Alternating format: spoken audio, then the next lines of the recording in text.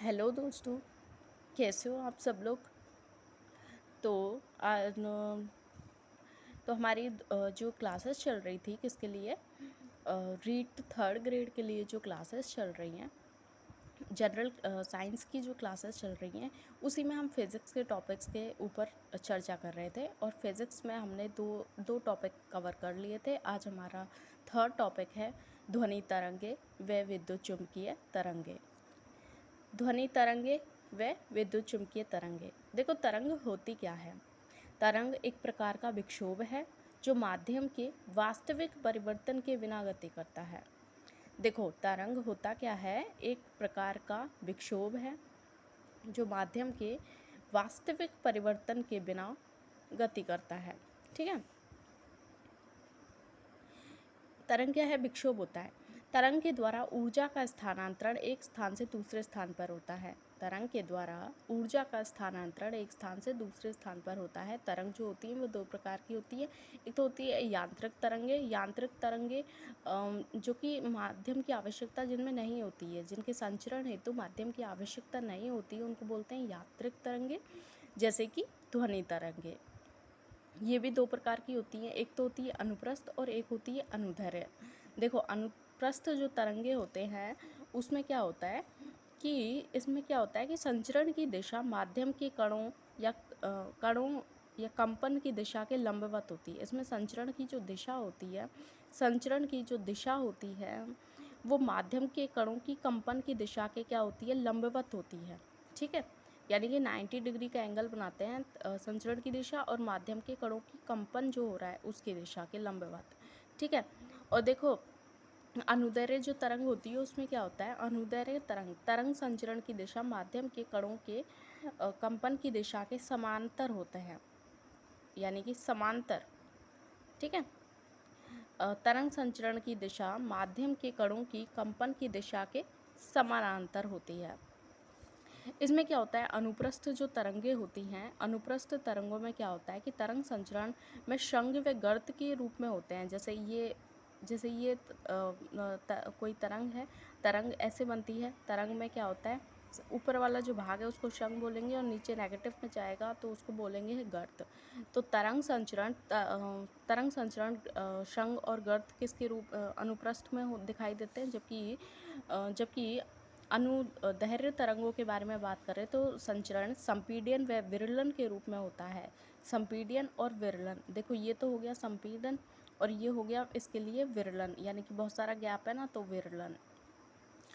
देखो, अनुप्रस्थ जो तरंगे होते हैं, जल की सतह पर उत्पन्न तरंगे, रस्सी में जो उत्पन्न तरंगे होती हैं वो क्या कहलाती हैं, वो कहलाती हैं अनुप्रस्थ तरंगे। जबकि ध्वनि तरंगों के बारे में बात करें तो ध्वनि तरंगे ध्वनि तरंगे क्या हैं, अनुदैर्ध्य तरंगे हैं। भूकंप की जो तरंगे होते हैं वो अनुदैर्ध्य तरंगे होती हैं। ठीक है। तो ये हमने बात कर ली यांत्रिक तरंगों के बारे में, अनुप्रस्थ और अनुदैर्ध्य के बारे में। अयांत्रिक जो तरंगे होती है जिनमें माध्यम की आवश्यकता नहीं पड़ती है इनके संचरण के लिए और निर्वात में संचरित ये हो सकती हैं, क्योंकि माध्यम तो निर्वात में होता ही नहीं है, तो इसलिए निर्वात में ये संचरित हो सकती हैं। जैसे कि विद्युत चुम्बकीय जो तरंगे, देखो विद्युत चुम्बकीय तरंगे जो होती है, तरंग संचरण की दिशा तीनों एक दूसरे के लंबवत होती हैं।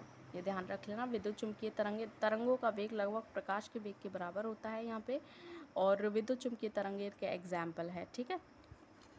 अब बात कर लेते हैं किसकी, देखो कुछ शब्दावली दे रखी है तो शब्दावली के बारे में हम बात कर लेते हैं। सबसे पहला होता है आयाम। आयाम क्या होता है, माध्यम के कणों का साम्यावस्था से अधिकतम जो विस्थापन होता है। माध्यम के जो कण होते हैं उनका साम्यावस्था से, देखो ये जो जीरो से होता है, साम्यावस्था से अधिकतम जो विस्थापन होता है, यानी कि अधिकतम विस्थापन कितना हो रहा है, यहाँ पे इतना, यहाँ पे अधिकतम विस्थापन ये वाला। ठीक है। तो माध्यम के कणों का साम्यावस्था से अधिकतम जो विस्थापन होता है उसको क्या बोलते हैं, आयाम, और ए से इसको डिनोट किया जाता है। ठीक है। इसके बाद है आवृत्ति। आवृत्ति क्या होती है, आवृत्ति को हम बोलते हैं इंग्लिश में फ्रीक्वेंसी, यानी एफ और एन, ईटा से इसको डिनोट किया जाता है। प्रति सेकंड कंपनों की संख्या को आवृत्ति कहते हैं। प्रति सेकंड कितने कंपन हो रहे हैं उसकी जो संख्या होती है, प्रति सेकंड कंपनों की संख्या क्या कहलाती है, आवृत्ति कहलाती है, और उसका मात्रक होता है हर्ट्ज। ठीक है। अब बात कर लेते हैं कि इसके बारे में, तरंग दैर्ध्य के बारे में। तो आयाम, आवृत्ति, तरंगदैर्घ्य। तरंगदैर्घ्य यानी कि वेवलेंथ।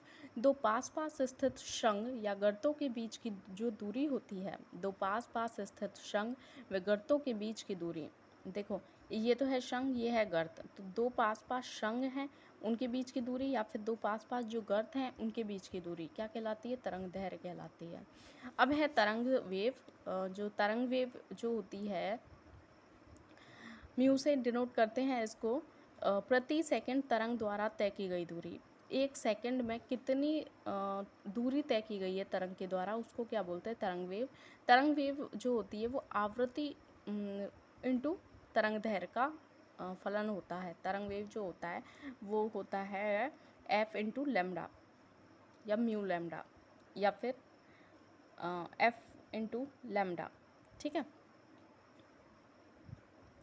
अब बात कर लेते हैं आवर्तकाल के बारे में। तो आवर्तकाल क्या होता है कि कंपन में लगने वाला जो समय होता है, कंपन में टाइम पीरियड क्या होता है कि कंपन में, एक कंपन में जो कितना समय लगा है, तो समय जो लगा है उसको बोलते हैं आवर्तकाल। इसका मात्रक होता है सेकंड में।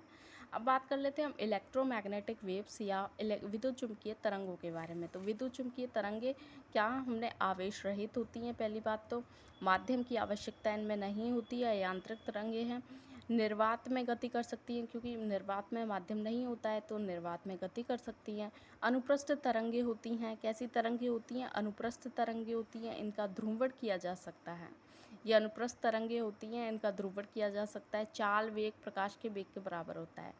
जो चाल इनका जो चाल होता है वो वेग होता है या जो प्रकाश के वेग के बराबर होता है। ठीक है, 3 × 10⁸ होता है प्रकाश का वेग।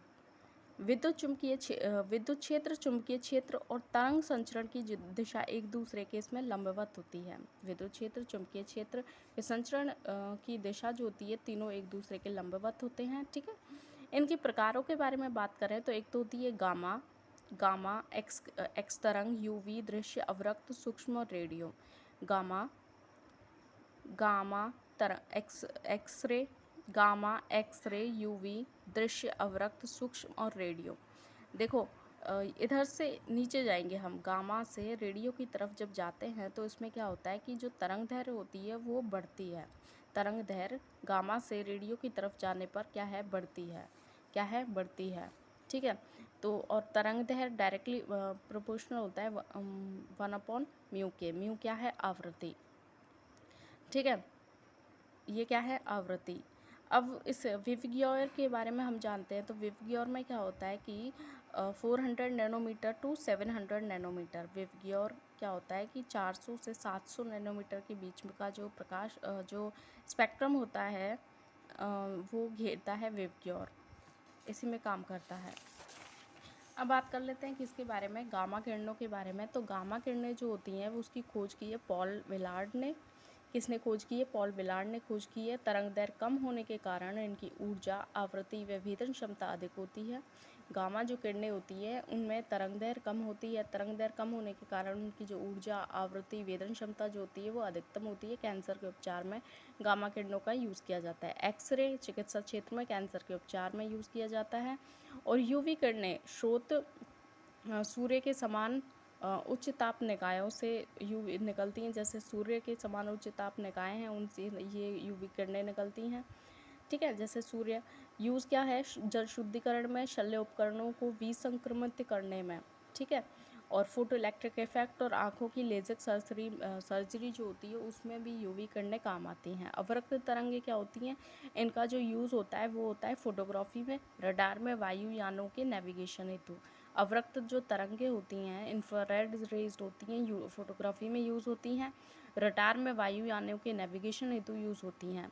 रडार क्या होता है? रडार होता है रेडियो डिटेक्शन एंड रेंजिंग। ये सिद्धांत परावर्तन का सिद्धांत पे काम करता है। Radar, radio detection and ranging. ठीक है, अब बात कर लेते हैं रेडियो तरंगों के बारे में। तो रेडियो तरंगे जो होती हैं वो यूज़ होती है। रेडियो तरंगे मोबाइल, टीवी, एमआरआई, रडार वगैरह में यूज़ होती हैं। अब देखो हमारा जो इसमें हम इलेक्ट्रोमैग्नेटिक वेव्स की बात कर ली, अब बात कर लेते हैं किसके बारे में? ध्वनि तरंगों के बारे में या साउंड वेव्स के बारे में। देखो संचरण हेतु माध्यम की आवश्यकता होती है। जो ध्वनि तरंगे होती हैं वो अनुदैर्घ्य तरंगे होती हैं, ठीक है। और ठोस द्रव गैस तीनों में ही संचरित होती है। ठोस द्रव गैस तीनों में संचरित होती है। अनुदैर्घ्य तरंगे होती हैं। संचरण हेतु माध्यम की इसमें आवश्यकता होती है। वस्तु में कंपन के कारण उत्पन्न होती हैं। ये आवृत्ति के आधार पर 3 प्रकार की होती हैं। पहला होता है अपश्रव्य, श्रव्य और पराश्रव्य। अपश्रव्य जो होती हैं, एक तो होता है आवृत्ति के आधार पर ये 3 प्रकार की होती है, अपश्रव्य, श्रव्य और पराश्रव्य। अपश्रव्य आवृत्ति 20 हर्ट्ज से कम होती है। भूकंप के दौरान उत्पन्न जो तरंगे होती हैं, देखो ये जो ध्वनि तरंगे होती हैं ये 3 प्रकार से अपश्रव्य, श्रव्य और पराश्रव्य। अपश्रव्य जो तरंगे होती हैं, ध्वनि तरंग कैसी होती है, अनुदैर्घ्य होती है, माध्यम की आवश्यकता पड़ती है।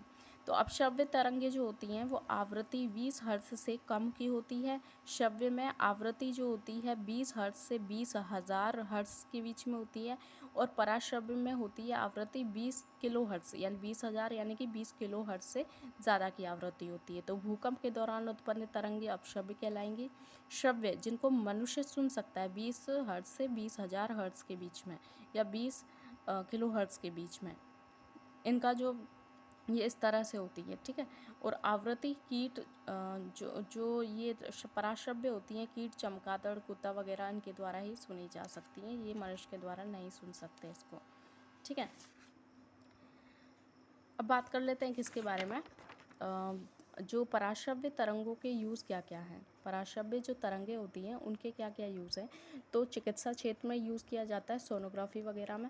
चमगादड़ द्वारा रात्रि जो विचरण होता है, रात्रि में जो इधर उधर घूमती है ना चमगादड़, तो वो पराश्रव्य तरंगों के कारण ही घूम पाती है। जहाज़ों में सोनार तंत्र तथा समुद्र की गहराई व हिमशैलों का पता लगाना। जहाज़ों में सोनार तंत्र और समुद्र की गहराई व हिमशैलों का पता लगाना पराश्रव्य तरंगों का उपयोग है। देखो सोनार क्या होता है, साउंड नेविगेशन एंड रेंजिंग इसका फुल फॉर्म है। परावर्तन सिद्धांत पर ये काम करता है। रडार और सोनार दोनों ही परावर्तन के सिद्धांत पर काम करते हैं। ध्वनि की चाल के बारे में बात करें तो भिन्न भिन्न माध्यमों में भिन्न भिन्न होती है ध्वनि की चाल।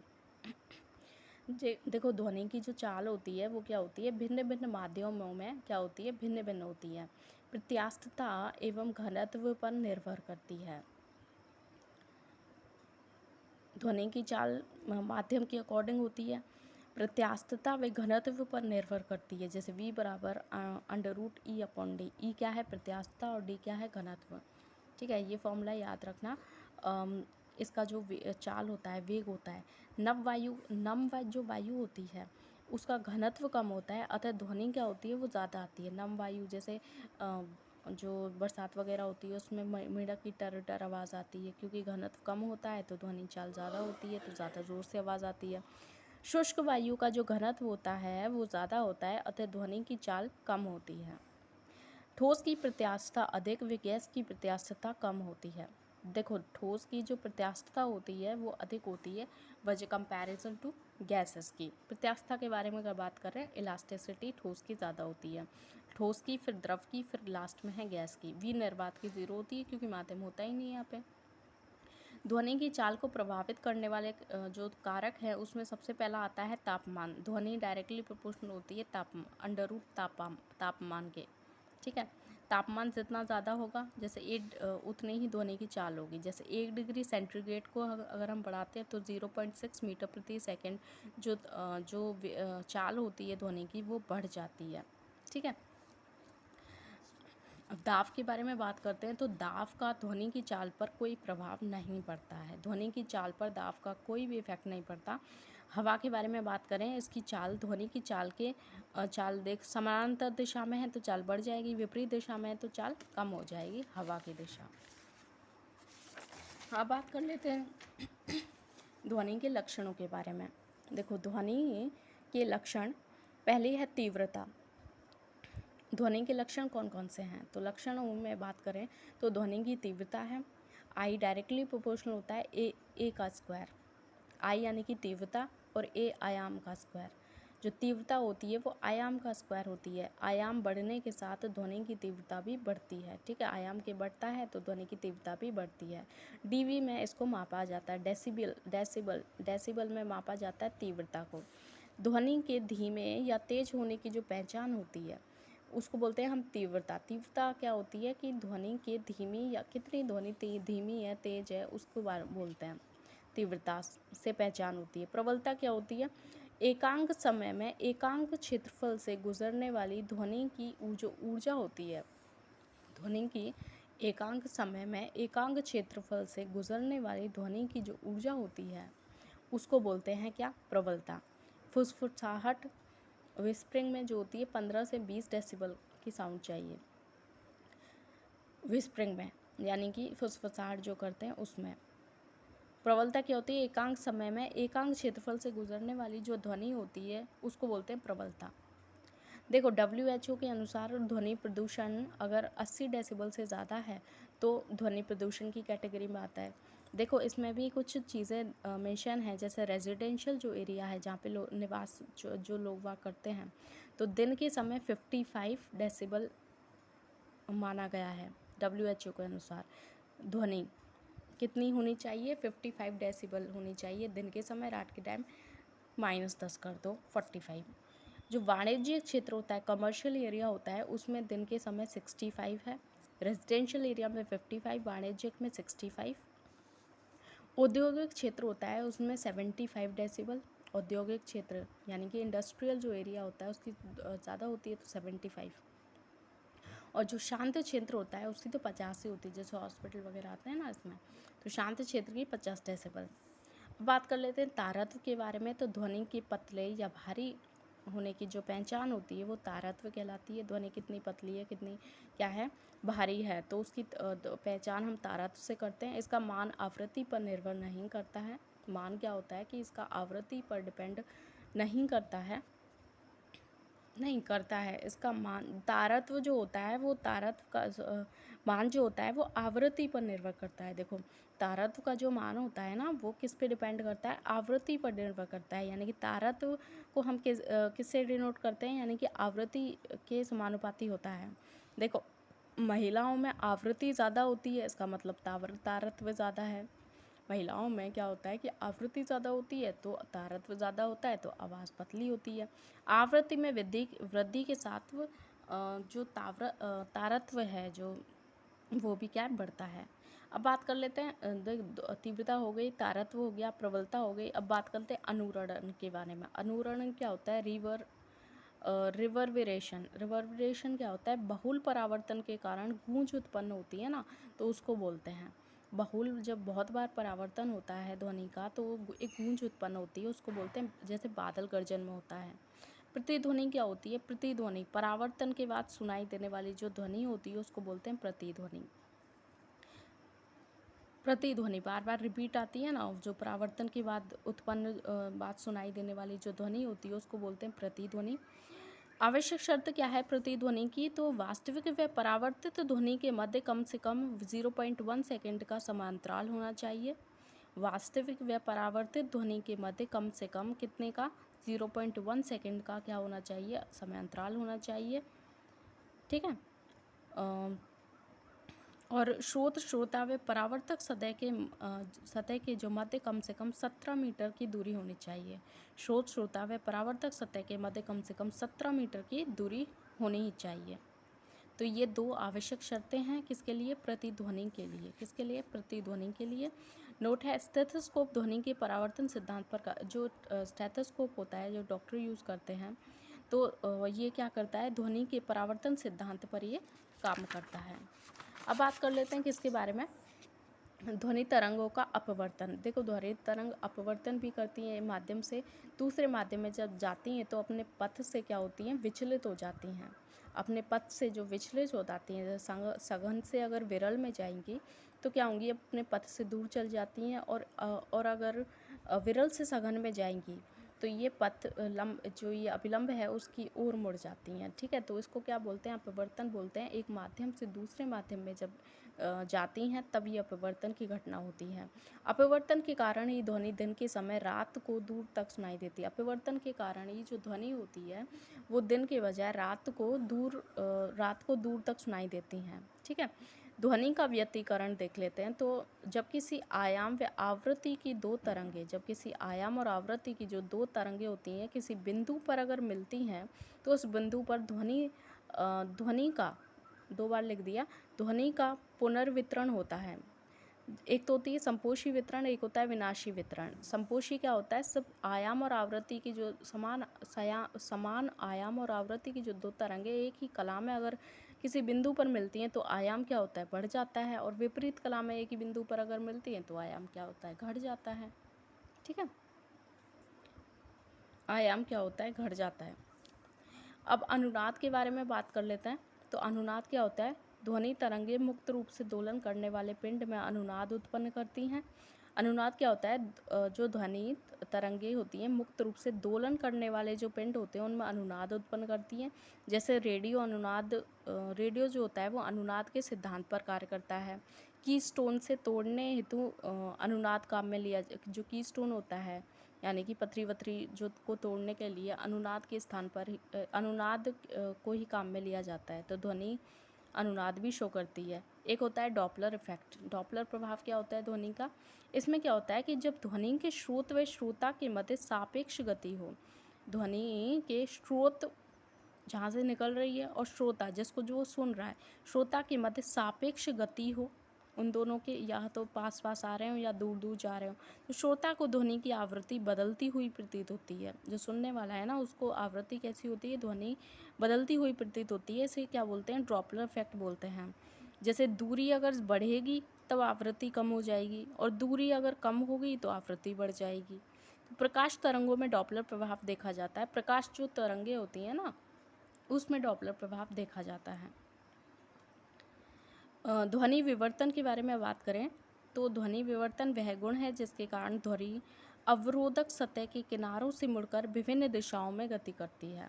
देखो, ध्वनि विवर्तन क्या होता है, ध्वनि वह गुण होता है जिसके कारण ध्वनि अवरोधक सतह के किनारों से मुड़ करके, जैसे कोई नुकीली चीज़ है, चाकू है, तो उसके किनारों से मुड़ करके उस पर अगर ध्वनि किनारों से मुड़ करके विभिन्न दिशाओं में गमन करती है तो उसको बोलते हैं ध्वनि विवर्तन होता है। इसमें ध्वनि विवर्तन भी शो करती है। ठीक है, तो ये हमारा कंप्लीट हो गया ये वाला टॉपिक।